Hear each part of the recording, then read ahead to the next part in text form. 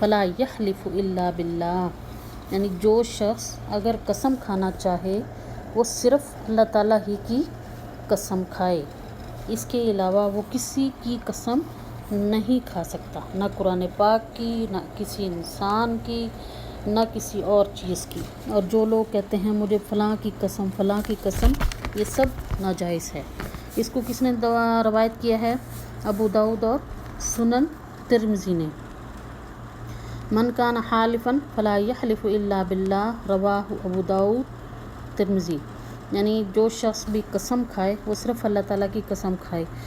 دنیا میں بہت سے بھی جو بھی ہیں معاملات ہیں، ان سب معاملات میں ہمیں اللہ تعالیٰ ہی کی قسم کھانی چاہیے۔ اس کے علاوہ نہ تو ہم قرآن پاک کی قسم کھا سکتے ہیں، نہ ہم کسی اور چیز کی کھا سکتے ہیں۔ تو یہ کیا ہوگا؟ اس کا جو بھی یعنی ہم کسی غیر اللہ کی قسم، کسی بھی چیز کی قسم کھائیں گے تو وہ کیا شمار ہوگا؟ غیر اللہ، اللہ کے ساتھ شرک کا درجہ رکھ جائے گا۔ اللہ تعالیٰ نے اس بات سے منع فرمایا ہے۔ تو قرآن پاک میں ارشاد فرمایا گیا ہے وَمَن یُشْرِکْ بِاللَّهِ فَكَأَنَّمَا خَرَّ مِنَ السَّمَاءِ، یعنی جس نے بھی اللہ تعالیٰ کے ساتھ شرک کیا وہ گویا کہ آسمان سے منہ کے بل زمین پر گرا۔ ٹھیک ہے، یعنی ہم اگر اللہ کے علاوہ کسی اور انسان کی قسم کھائیں گے تو وہ بھی شرک کا درجہ رکھ جائے گی، کیونکہ ہم نے اللہ تعالیٰ کو چھوڑ کر کسی دوسری چیز، دوسرے انسان کو اپنا وسیلہ بنا لیا۔ تو اللہ تعالیٰ کو یہ بات بالکل بھی گوارا نہیں ہے کہ میرے ہی بندے مجھے چھوڑ کے کسی اور کی طرف اپنا سر کو جھکائیں، کسی اور کی قسم کھائیں، کسی اور سے اپنی حاجت روائی کیا کریں۔ تو یہ چیزیں جو بھی ہم کریں گے تو یہ سارے کا سارا شرک میں چلا جائے گا۔ ایک اور جگہ اللہ تعالیٰ نے قرآن پاک میں سورہ نساء کی 116 آیت ہے ان اللہ لا یغفر ان یشرک بہ، بے شک اللہ تعالیٰ شرک کے علاوہ لا یغفر ان یشرک بہ، یعنی اللہ اس انسان کو کبھی معاف نہیں کرے گا جو اس کے ساتھ شرک ٹھہرائے۔ شرک کیا ہے؟ جو درجہ، جو اہمیت، جو فضیلت ہم نے اللہ تعالیٰ کو دینی ہے وہ ہم دوسروں کو دیں۔ ٹھیک ہے، وہ ہم دوسروں کو دیں۔ دوسروں کو مراد کیا ہے؟ جیسے کفار مکہ اسلام آنے سے پہلے وہ لوگ قسم کھایا کرتے تھے لات، منات، عزیٰ کی، اور اپنے بڑے بڑے بتوں کی، اور اسی طرح یہ سارے کا سارا شرک ہے۔ اور اسی طرح ہم آج کل کے لوگ جو کہتے ہیں مجھے تمہارے سر کی قسم، مجھے فلاں کی قسم، مجھے فلاں کی قسم، تو ہم بے کم عقلی میں، بے لا علمی میں اللہ تعالیٰ کے ساتھ شرک کر رہے ہوتے ہیں۔ ہمیں پتہ نہیں ہوتا ہم کیا کہہ رہے ہیں، لیکن لا علمی میں ہم شرک کر رہے ہوتے ہیں۔ اس لیے اس صورت میں اب ہمیں پتہ چل چکا ہے ان اللہ لا یغفر ان یشرک بہ، بے شک اللہ تعالیٰ جو اس انسان کی کبھی مغفرت نہیں کریں گے جو شرک کرے گا۔ وَيَغْفِرُ مَا دُونَ ذَلِكَ لِمَن يَشَاءُ، اس کے علاوہ جس کی بھی وہ چاہے گا بخشش کر دے گا۔ وَمَن يُشْرِكْ بِاللَّهِ فَقَدْ ضَلَّ ضَلَالًا بَعِيدًا، یعنی جس نے اللہ تعالیٰ کے ساتھ شرک کیا گویا وہ گمراہ ہو گیا، بہت بڑی گمراہی میں آ گیا۔ سورہ نساء کی یہ آیت ہے، یعنی ہم اللہ کے علاوہ کسی انسان کی، کسی چیز کی قسم نہیں کھا سکتے۔ تو اللہ تعالیٰ کی ذات چاہے تو ہمارے کسی بھی انسان کا بڑے سے بڑا گناہ، ایون قتل کا گناہ، نماز نہ پڑھنے کا گناہ جو ہے وہ بھی معاف ہو جائے گا، کیونکہ اللہ تعالیٰ اور بندے کے درمیان یہ معاملہ ہوتا ہے، تو اللہ تعالیٰ اس کو معاف فرما دیں گے۔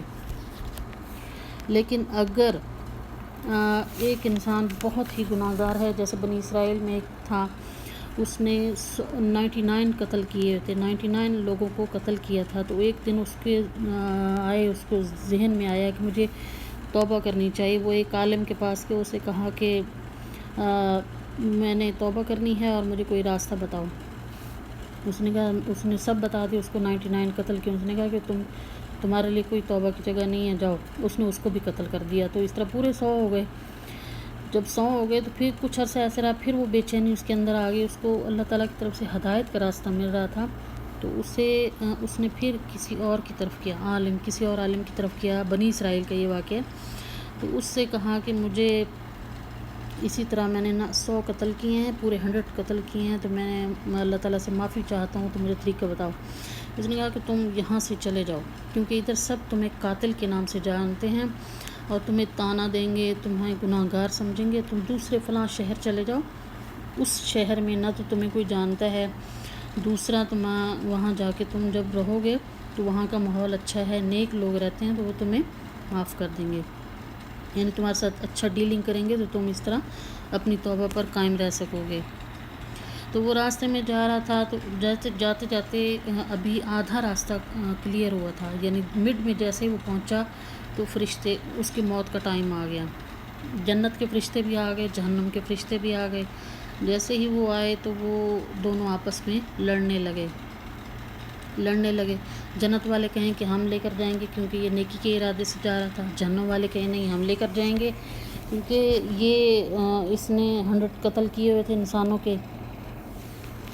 پھر اللہ تعالیٰ نے ایک فرشتے کو انسانی روپ میں بھیجا اور اس نے دونوں کے درمیان عدل کیا، انصاف کیا اور یہ کہا کہ فاصلہ ناپ لو، جہاں سے چلا تھا جہاں تک پہنچا اس کا فاصلہ، اور جس جگہ پر وہ ہے اس جگہ سے لے کر جہاں جانا ہے اس کا فاصلہ۔ جب یہ ناپا گیا تو وہ جیسے ہی اس کو نزع کے وقت طاری ہوا تھا تو وہ سینے کے بلکہ سٹتا آگے ہو گیا، یعنی ایک بالشت بڑھ گیا۔ کون سا راستہ؟ جنت والوں کا راستہ، جس طرف وہ جا رہا تھا ایک بالشت بڑھ گیا تو اس کی بخشش ہو گئی۔ یعنی دیکھیں 99 اس نے قتل کیے، 100 پورے قتل کیے تو اللہ تعالیٰ نے اس کو معاف فرما دیا۔ اسی طرح انسان بڑے سے بڑا گناہ کر لے لیکن اللہ تعالیٰ کی ذات کے ساتھ شرک نہ کرے، اور شرک کون سا ہے؟ ہم اللہ کو چھوڑ کر اللہ کے علاوہ کسی اور کی قسم کھائیں۔ قرآن پاک میں ارشاد آتا ہے نا، لا یؤاخذکم اللہ باللغو فی ایمانکم ولکن یؤاخذکم بما عقدتم الایمان، کہ اللہ تعالیٰ تمہیں تمہاری فضول قسموں سے نہیں پکڑے گا۔ یہ جو ہم بات پہ کبھی بہت سے بچوں کو عادت ہوتی ہے، بہت سے لوگوں کو عادت ہوتی ہے قسم سے لا علمی میں ایسے، تو وہ فضول قسمیں اللہ تعالیٰ نہیں پکڑے گا۔ ولکن لا یؤاخذکم اللہ باللغو، لغو کہتے ہیں فضول قسم کی جو ہم قسمیں کھاتے ہیں، چھوٹی چھوٹی بات پہ قسم کھانا، وہ والی قسم اللہ تعالیٰ اس سے نہیں پکڑے گا، لیکن ولکن یؤاخذکم بما عقدتم الایمان، جو ہم کسی ایگریمنٹ کے تحت یا کسی کی گواہی میں ہم جھوٹی قسم کھا جائیں، یا کسی جیسے قرآن کی قسم کھا لیں، کسی کی جھوٹی گواہی دینے میں ہم قسم کھا کے کہیں قرآن پاک پر ہاتھ رکھ کے یا قرآن پاک کو اٹھا کے، تو یہ والی قسم، ان قسموں کے بارے میں پوچھا جائے گا۔ اللہ تعالیٰ پوچھیں گے کہ یہ قسم کیوں کھائی تھی، اور پھر میری بھی نہیں کھائی، کسی اور چیز کی کھائی، تو یہ کیا کیا ہم نے؟ شرک کر دیا۔ ایسی قسموں کے بارے میں اللہ تعالیٰ پوچھیں گے ہم سے، اور یہ ہمارے لیے ناجائز ہے کہ ہم ایسی کچھ بھی قسم نہیں کھا سکتے۔ تو یہ ابن عثیمین نے اپنے، امام ابن باز نے بھی اپنے اس فتوی میں بھی لکھا تھا، لا یجوز الحلف بغیر اللہ کانتا من کانا، یعنی وہ جائز نہیں ہے کہ اللہ تعالیٰ کے علاوہ کسی دوسرے انسان کی یا کسی بھی چیز کی، کسی نبی کی، کسی کتاب کی قسم کھانا یہ جائز نہیں ہے۔ تو اس نے ان سے پوچھا گیا کہ کیا لا یجوز الحلف بغیر اللہ، کہ یہ جائز ہے اللہ تعالیٰ کے علاوہ کسی من کانا بالنبی ولا بغیرہ، یعنی کسی نبی کی قسم کھائے، کسی قرآن پاک کی کھائے، کسی کتاب کی کھائے، تو یہ جائز ہے؟ تو انہوں نے یہ کہا تھا، من کان حالفا فلا یحلف الا باللہ فلیحلف باللہ او لیصمت، من کان حالفا فلیحلف باللہ او لیصمت۔ جو بھی انسان، اول تو قسم کھانی چاہیے، ٹھیک ہے، بہت ہی ضروری امر ہو ایسا جس میں گواہی دینی آ جائے، سچی گواہی دے، جھوٹی گواہی نہیں، سچی گواہی دینی آ جائے تو وہ اس گواہی میں کیا کرے؟ اللہ کی قسم کھائے۔ من کان حالفن، جس کو بہت ضروری ہو قسم کھانا، فلیحلف باللہ، اللہ کی قسم کھائے، او لیصمت، یا بالکل خاموش ہو جائے۔ تو آگے پھر وہ کیا کہتے ہیں، لا تحلفوا بآبائکم ولا بأمہاتکم ولا بأولادکم ولا تحلفوا باللہ الا وانتم صادقون، یعنی نہ تو تم اپنے آباء و اجداد کی قسم کھا سکتے ہو، نہ اپنی ماؤں کی کھا سکتے ہو، نہ اپنی اولادوں کی کھا سکتے ہو، نہ اپنے خاوندوں کی کھا سکتے ہو، کسی بھی رشتے کی قسم نہیں کھا سکتے۔ اور اگر ہم سچے ہیں تو صرف اللہ تعالیٰ کی قسم کھائیں. یعنی اس کے علاوہ جس انسان نے اللہ کی قسم کے علاوہ کسی اور چیز کی قسم کھائی تو وہ کیا ہے؟ اس نے شرک کیا ہے. یہ دیکھیں امام ابن باز نے جو بتایا تھا، میں نے اس کی ٹرانسلیشن بھی ادھر لکھ دی. اس حدیث کے یہ مطلب ہے کہ تم اللہ تعالیٰ کی قسم کھاؤ یا پھر تم چپ رہو. کسی نبی کی یا پھر کسی ولی کی قسم کھانا جائز نہیں ہے. نہ تو ہم کسی چیز کی قسم کھا سکتے ہیں، نہ ہی کسی کی، اور اگر کسی بھی چیز کی قسم کھائیں گے تو یہ اللہ تعالیٰ کے ساتھ شرک بن جائے گا. یہ امام ابن باز نے حضور صلی اللہ علیہ وآلہ وسلم کی احادیث کو لے کر، آیات کو لے کر انہوں نے یہ اس کے بارے میں فتویٰ جاری کیا تھا. کسی غیر اللہ کی قسم کھانے سے کیوں منع کیا گیا ہے؟ اس لیے منع کیا گیا ہے کیونکہ اللہ تعالیٰ کی ذات کے علاوہ ہم کسی کی بھی قسم کھائیں گے تو سمجھو کہ ہم نے اللہ کے ساتھ کسی کو شریک ٹھہرا لیا. ٹھیک ہے، بالکل جیسے ہمارے ذہن میں ہے، ہم نے اللہ تعالیٰ کو دیکھا نہیں، اس کے غائبانہ طور پر ہم ایمان لے کر آتے ہیں اس پر، جو مانتے ہیں کہ ہمارا رب ہے، ہمارا خالق ہے، مالک ہے، رازق ہے، ہمارا معبود ہے، مشکل کشا ہے، سارا کچھ وہی ہے. تو ٹھیک ہے، تو پھر اگر ہم سب کچھ اللہ تعالیٰ کو مانتے ہیں تو پھر جب ہم پہ مشکل آتی ہے تو پھر ہم دوسروں کی طرف کیوں بھاگتے ہیں؟ جب ہم پر رزق کی کمی آتی ہے تو پھر ہم دوسروں کی طرف کیوں بھاگتے ہیں؟ جب سجدہ کرنے کا وقت آتا ہے تو ہم دوسروں کا سجدہ کیوں کرتے ہیں؟ تو یعنی یہ ساری چیزیں اللہ تعالیٰ کے ساتھ شرک کا درجہ رکھتی ہیں. تو ایک قسم کھانا، ویسے ہم ساری عبادت کریں، اللہ تعالیٰ کی بات کریں، اللہ تعالیٰ کا سجدہ کریں، کسی اور کوئی غلط کام بھی نہ کریں، لیکن ہم جب قسم کھا لیں کوئی ایسی جو کہ اللہ تعالیٰ کے علاوہ کسی اور کی ہوگی تو کیا ہوگا؟ ہم نے لا علمی میں شرک کر لیا، اور وہ شرک ایسا گناہ ہے جو کہ ناقابل معافی جرم ہے، اس کی تو بالکل معافی بھی نہیں ہے. اللہ تعالیٰ چاہیں تو سب گناہوں کو معاف فرما دیں گے، لیکن یہ گناہ کبھی معاف نہیں کریں گے، کیونکہ اللہ تعالیٰ نے قرآن پاک میں فرمایا ہے ان اللہ لا یغفر الذنوب ان اللہ لا یغفر الذنوب ان اللہ لا یغفر ان یشرک بہ ویغفر ما دون ذلک لمن یشاء. یعنی اللہ تعالیٰ چاہے تو شرک کے علاوہ سب کے سب گناہوں کو معاف کر سکتا ہے، لیکن اس گناہ کی معافی نہیں ہے. تو یہ قال رسول اللہ صلی اللہ علیہ وسلم من حلف بغیر اللہ فقد کفر او اشرک. یہ صحیح البانی کی حدیث ہے کہ رسول اللہ صلی اللہ علیہ وسلم نے فرمایا جس انسان نے اللہ تعالیٰ کے علاوہ کسی اور چیز کی قسم کھائی تو سمجھو کہ اس نے یا تو شرک کیا یا کفر کیا. اور بعض اوقات قسم کھانا کفر کے درجے میں بھی چلی جاتی ہے، یعنی انسان ایمان کے دائرے سے بھی نکل جاتا ہے. کفارۃ الحلف بغیر اللہ، یعنی اللہ تعالیٰ کے علاوہ کسی اور دوسرے کی قسم ہم نے کھائی تو اس کا کیا کفارہ ہوگا؟ اس کا کفارہ یہ ہے کہ